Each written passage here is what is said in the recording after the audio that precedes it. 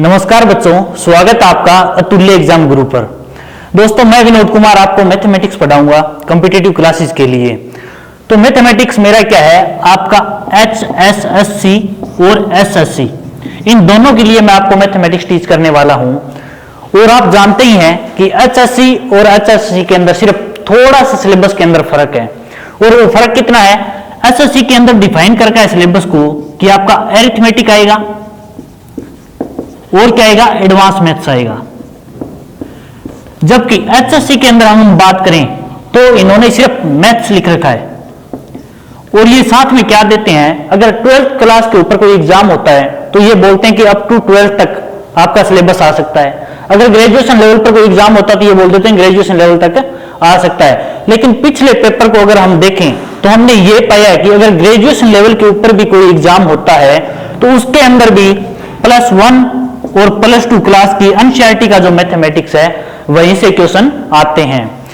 तो बच्चों, जो HSC का जो बैच रहेगा उसके अंदर मैं आपको अरिथमेटिक, एडवांस और साथ में +1 और +2 के जो इंपॉर्टेंट चैप्टर हैं जहां से प्रश्न पूछे जाते हैं वो भी मैं आपको करवाऊंगा। और SSC का क्या है, इसका जो अलग से जो बैच होगा उसके अंदर अरिथमेटिक और एडवांस को हम कवर करेंगे। तो जिस हिसाब से आपको जो पसंद हो वो बैच आप ले सकते हैं, चाहे आप HSC का लो चाहे आप SSC का लो, दोनों के लिए क्या मैं मैथमेटिक्स कवर करने वाला हूं। अब जानते हैं हम कि कौन कौन से जो चैप्टर हैं वो हम करने वाले हैं जो कि इनके अंदर कॉमन है। जैसे अरिथमेटिक की मैं बात करूं तो सबसे पहला और सबसे जो बेसिक चैप्टर वो क्या होता है, प्रतिशत का, परसेंटेज का।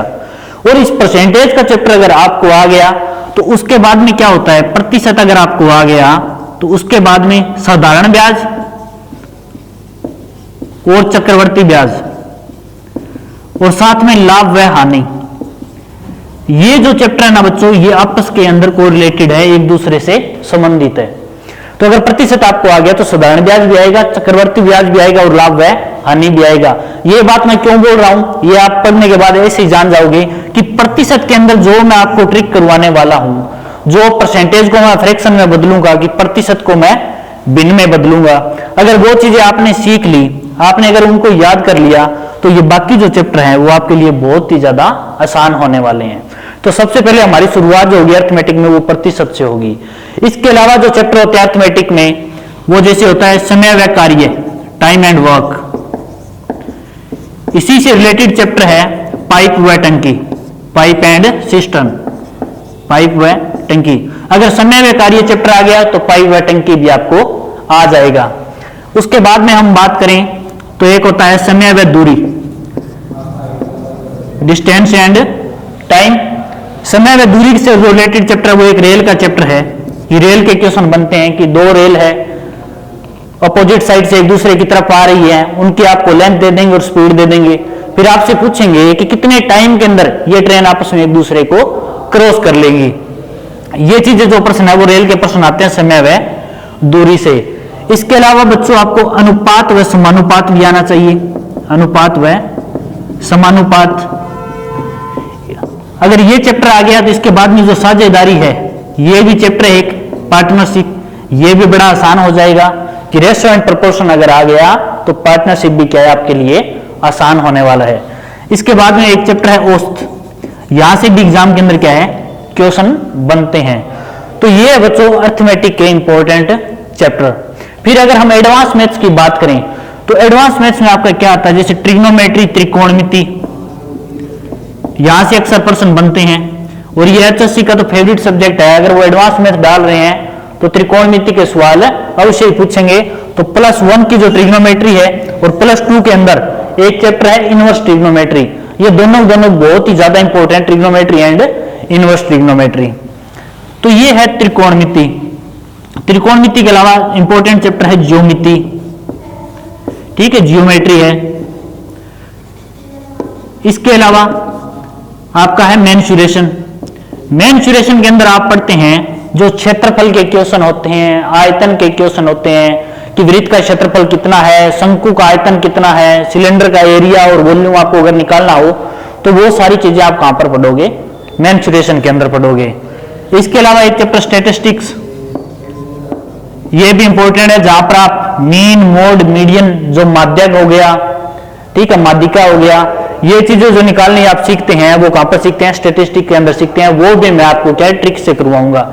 ये जो चैप्टर है ना बच्चों, यहां से जितने भी इंपॉर्टेंट क्वेश्चन बनते हैं हर क्वेश्चन को हम ट्रिक से करने वाले हैं। वो +1 2 के मैंने बता दिया आपको, कुछ सिलेक्टेड चैप्टर है, जैसे +1 के अंदर सेट हो गया, रिलेशन एंड फंक्शन हो गया, ट्रिग्नोमेट्री होगी, प्रोबेबिलिटी होगी, परमुटेशन एंड कॉम्बिनेशन हो गया, बाइनोमियल थ्योरम हो गया। ये जो चैप्टर मैं आपको बता रहा हूँ ये सारे चैप्टर मैं क्या है एचएससी के सिलेबस के अंदर कवर करने वाला हूं और ये पेपर के अंदर भी आते हैं। तो इसलिए हमें क्या है उस लेवल तक तैयार रहना है जिस लेवल तक एचएससी जा सकती है। अगर हमने उन चीजों को अगर पढ़ लिया तो आपको क्या है 10 में से 10 मार्क्स लाने से कोई भी नहीं रोक सकता। और आप जानते ही हैं अब तक जो एग्जाम होते हैं वो 90 मार्क्स के होते हैं। 90 में से 10 क्वेश्चन आपको मैथमेटिक्स के हर हाल में देखने को मिलते ही मिलते हैं। अब जो एग्जाम ले रहे हैं एचएससी वाले, सेट का एग्जाम हरियाणा सरकार जो ले रही है, कॉमन एलिजिबिलिटी टेस्ट, कि सबके लिए कंबाइंड सिर्फ एक ही एग्जाम ले रही है, उसके स्कोर के आधार पर क्या है आपका आगे सिलेक्शन होगा। इसके अंदर बताया है बच्चों कि 100 क्वेश्चन पूछे जाएंगे।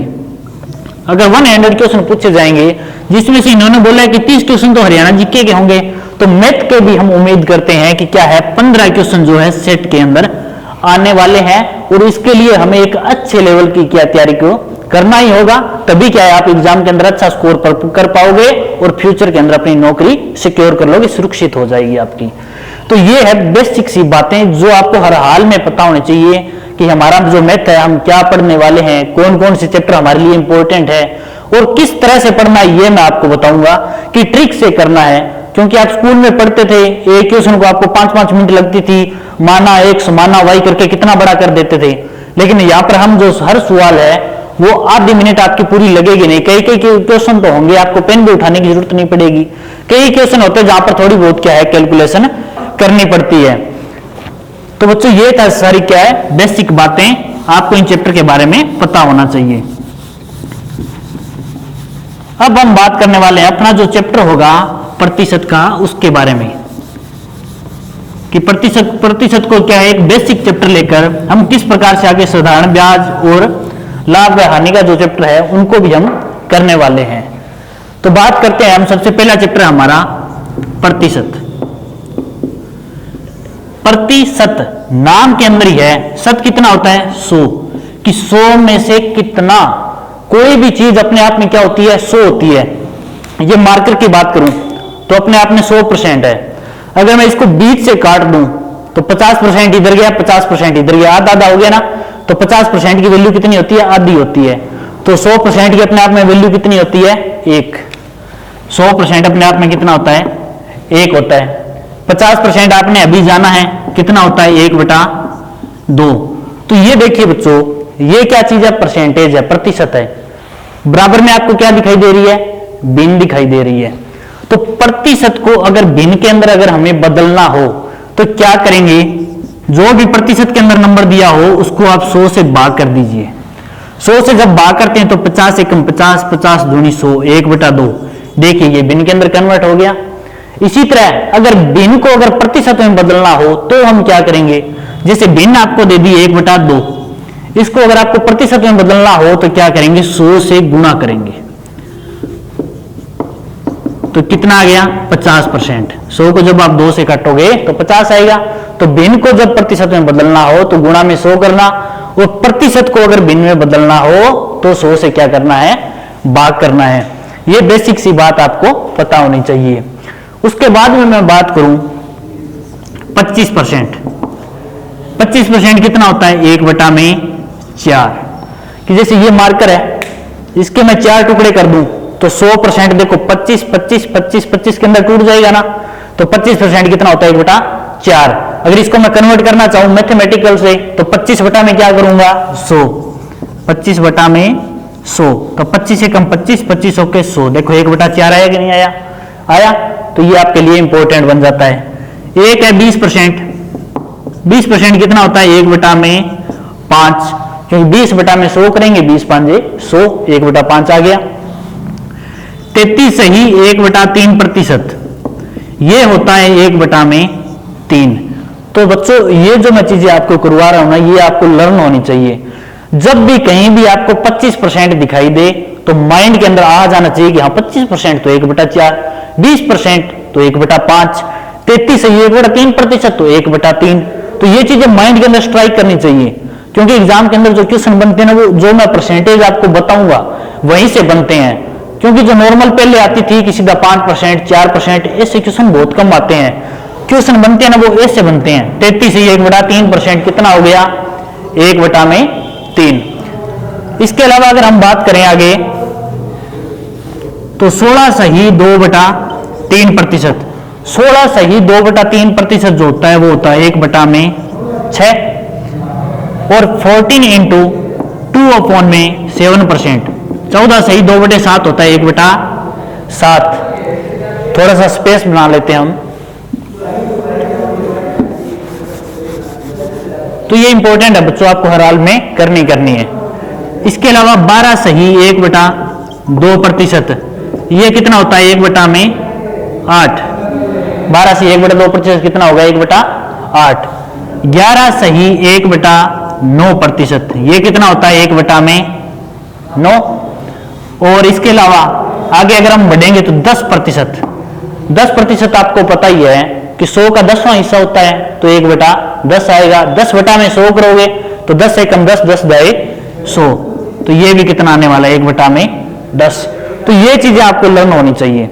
इसके अलावा अगर हम आगे बात करें तो 9 सही 1/11%, ये होता है 1/11। और आगे हम जाए 12 पे तो 8 सही 1/3%, ये होता है 1/12। ये भी आपको लर्न होना चाहिए। फिर इंपॉर्टेंट है 1/15, वो होता है बच्चों 6 सही 2/3%। आपको ये चीजें कहीं भी दिखाई दे जाए, 14 सही 2/7%, तो माइंड में आना चाहिए 1/7। आपको दिखाई देगा 16 सही 2/3%, माइंड में आना चाहिए 1/6। क्योंकि ये जो चीज है ना बच्चों, जैसे ये 6 सही 2/3% कितना दे रखा है 1/15 होता है। तो इसका मतलब है कि ऊपर वाला जो नंबर है ना, वो नीचे वाले का कितना है 6 सही 2/3% है। आपसे कोई पूछ ले कि हाँ 15 का 6 सही 2/3% कितना होता है, वो कितना होता है 1 होता है। ये आपको याद रखना है। इन्हीं को क्या है इस्तेमाल करके हम प्रतिशत के जितने भी क्वेश्चन हैं उनको करने वाले हैं। इन्हीं के आधार पर आपके साधारण ब्याज और चक्रवृद्धि ब्याज के क्वेश्चन होंगे, और इन्हीं के आधार पर क्या लाभ है हानि भी करने वाले हैं। इसलिए मैं आपको बता रहा हूं कि ये जो चीजें हैं वो आपको मुंह जुबानी याद रहनी चाहिए, माइंड के अंदर स्ट्राइक होना चाहिए।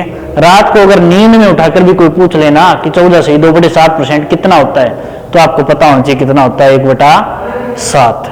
इसलिए ये बहुत ज्यादा जरूरी बन जाता है इनको याद करना, क्योंकि आगे ये बहुत काम आने वाले हैं। और मैं बात करूं 6 सही 1/4% की, तो वो होता है बच्चों 1/16, वो होता है 1/16। और मैं बात करूं जैसे 1/13 भी इंपॉर्टेंट है बच्चों, कहीं कहीं पर क्वेश्चन बन जाते हैं। 1/13 क्या होता है आपका 7 सही 9/13%, अगर कहीं दिखाई दे जाए तो 1/13 होगा। तो इनका आप स्क्रीनशॉट ले सकते हैं। तो ये आपको बच्चों हर हाल में याद करने हैं, क्योंकि इनके बिना आपके जो बाकी जो चैप्टर है वो होने वाले नहीं है। तो माइंड में इनको रख लो। फिर आगे हम बात करते हैं कुछ परसेंटेज और है बच्चों जो इंपॉर्टेंट है, जो इन्हीं से निकल कर आएगी। जैसे आपको पता है 16 सही 2/3% कितना होता है 1/6 होता है, 1/6 होता है। मैं बोल दूं आप निकालो 7/6, ये क्या होता है? तो आपको तो 1/6 के बारे में पता है, 7/6 के बारे में नहीं पता। तो आप क्या करेंगे 7/6 को 7 गुणा में 1/6 ये लिख सकते हैं। इसको हम लिख सकते हैं 7 गुणा में 1/6, तो आपको पता है कि कितना होता है 16 सही 2/3% होता है। फिर क्या करेंगे 16 की गुणा 7 के साथ, 16 7 112, और फिर 7 की गुणा 2/3 के साथ 7 दूनी 14/3, यही होगा। फिर देखिए जो 14 है वो बड़ा नंबर है 3 से, तो भाग हो सकता है, तो 112। 14 को जब भाग देंगे तो कितना आएगा 3 चौके 12, बच गया 2/3, ये बचा। तो ये आगे बच्चों जब ये 112 है, ये आगे कितना है 4 है, तो इन दोनों को जोड़ दो, कितना आ गया 116 सही 2/3%।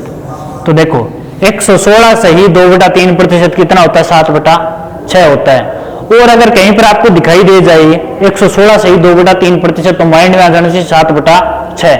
अगर एकदम से स्ट्राइक नहीं करता है और ये परसेंटेज आपको दे दे तो इसको आप इनके अंदर कैसे बदलोगे वो जानिए आप। तो 116 सही 2/3% आपको दे दिया। तो हम क्या करेंगे, 100 से ऊपर है ना तो हम इसको लिख सकते हैं 100% जमा में 16 सही 2/3%। 100% आप जानते हैं वैल्यू कितनी होती है, 1 होती है, जमा में 16 सही 2/3% भी आपको पता होना चाहिए कितना होता है, 1/6। तो इनको हम जोड़ सकते हैं, भिन्न को जोड़ना आपको आना चाहिए। एलसीएम कितना आ गया 6, इसके डिवाइड में कितना है 1, तो आपका क्या आ गया 6 एकम 6 प्लस में 1, देखो 7/6। तो 116 सही 2/3% कितना होता है, 7/6 होता है, ये आपको पता होना चाहिए। तो ये वो परसेंटेज है जिनको फ्रैक्शन के अंदर कन्वर्ट करने के अंदर आपने वैल्यू देखी है। अगर ये वैल्यूज आपको याद है तो जो मैंने आपको 4 चैप्टर बताए हैं, प्रतिशत, लाभ, हानि, साधारण ब्याज, चक्रवृद्धि ब्याज, इतने आसान हो जाएंगे आपने सोचा भी नहीं होगा। स्कूल वाले जितने भी मेथड है उनको आपको सबको छोड़ देना है और इन परसेंटेज को आप लर्न करनी है। जो हमारा नेक्स्ट जो वीडियो आएगी उसके अंदर इससे आगे जो मैं करवाने वाला हूं वो चीजें आपको पता होनी चाहिए। ये चीजें जब आपको पता होगी ना तभी आप आगे वाला कर पाओगे, क्योंकि जब भी मैं बोलूंगा 33 से 1/3%, दिमाग में क्या आना चाहिए 1/3। मैंने बोल दिया 14 से 2/7, माइंड में आना चाहिए 1/7। मैंने बोला 25%, माइंड में आना चाहिए 1/4। समझ गए? अगर ये चीज अगर आपकी क्लियर है तो आपका क्या होगा, आगे आने वाले हर क्वेश्चन को आप बड़ी आसानी से कर लोगे। तो आपका आज का यही टास्क है कि आपको क्या है ये चीजें सारी क्या है लर्न रखनी है। तो धन्यवाद दोस्तों, मिलते हैं आपसे नेक्स्ट वीडियो में। जय हिंद, जय भारत।